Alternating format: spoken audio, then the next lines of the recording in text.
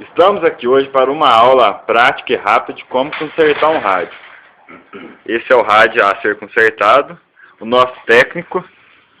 Esse é um modelo última geração de JVC. Não.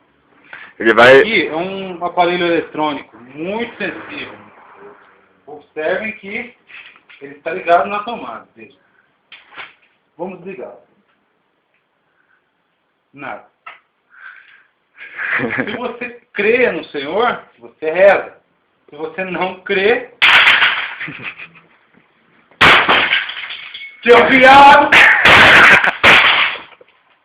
Funcionou! Não funcionou. Porra, cara. Devia ter feito o curso técnico.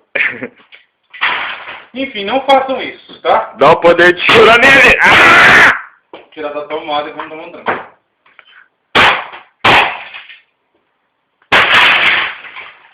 Isso é o conserto do rádio. E aí, tem... O que você fala sobre o conserto desse rádio? O que eu tenho a dizer sobre isso, que não vou ficar no silêncio agora. Acabou.